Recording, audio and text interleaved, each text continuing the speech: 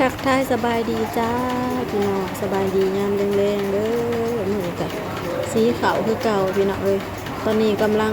เตรียมเอาเขาวไปส่งพี่น้องก่อนอื่นก็เอาสอบห้ำเพิ่นก่อนสอบพี่ดาวย่อนี่สอบละ20กิโลกูเด้อนี่พี่น้องเอ้ยย่อก็นักเติบเนาะจะเอาไปส่งลูกค้าสั่ง2 กระสอบละ20 โล2 สอบกะ40 โลพี่น้องเอ้ยดาวโจมเพิ่นไปแล้วสอบหนึงลืมถ่ายคลิปตอนนี้ก็สีขาวสอบสุดท้ายแล้วกำลังเตรียมสิไปส่งเนาะเฮาก็เริ่มทยอยเอาขาวขึ้นคนอื่นก็มัดปากกระสอบก่อนมื้อนี้ก็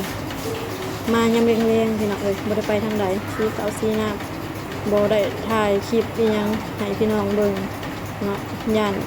พี่น้อง FC เบื่อ อย่าฝ่าเบื่อกันเด้อจ้าช่วงนี้ก็อยู่แต่กับพงซีเนาะจ้าบ่ได้ไปทางใด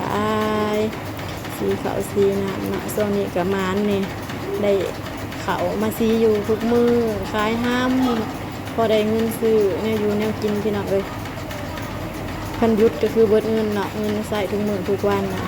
มีงานก็เท่ากับมีเงินสู่พี่น้องเอ้ยเป็นจังได้ก็สู่จ้าสู่เพื่อปากเพื่อท้องแหล้ว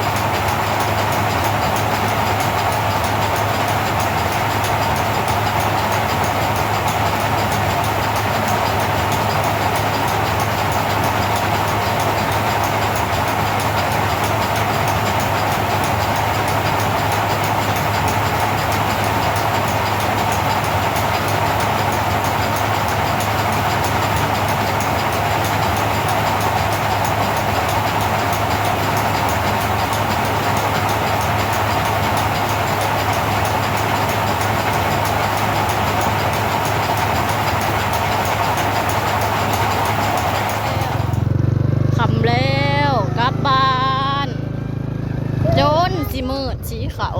พงสีกระช่วงนี่ก็สีซ่าเพื่อสิแล้วซ้อมหนึ่งสีเป็นสมโมงพี่น้องเอ้ยเขาก็เต็มรถลูกก็อยู่ทั้งหนาลูกก็มอมแมมแท้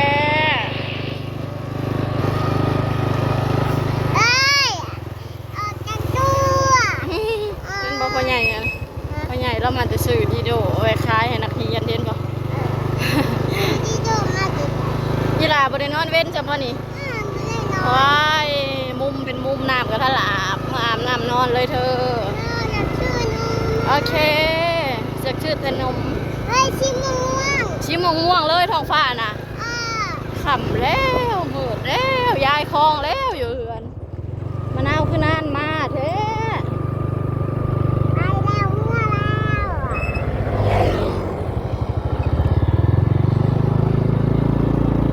เมื่อแล้วให้ได้ข่าวกระส่งบ่ไกลพี่น้องมีแต่ข่าวเพื่อนใกล้ๆเพื่อนนั่นอยู่เจ้าหนึ่งก็อยู่คนละภาคทางอีกเจ้าหนึ่งก็ติดกันเพื่อนติดกันใกล้ๆกันเอาก็บ่ได้ไปส่งไกลสีข่าวเริ่มสีประมาณ12 โมงตอนเที่ยงนี่แหละพี่น้องประมาณตอนเที่ยงสีโจนว่าค่ำ5 โมงกว่าๆจนสิ6 โมงแล้วบ่จักข้าเจ้าก็ยังแก่ข่าวมาอยู่พี่น้องเอ้ยบางคนก็ยังบ่เรียกแน่ป้อนข่าวละเหียมัดเขาแล้วเหียอะไรบอกลินผู้เดียวก็เป็นโอ้เก่งหลาย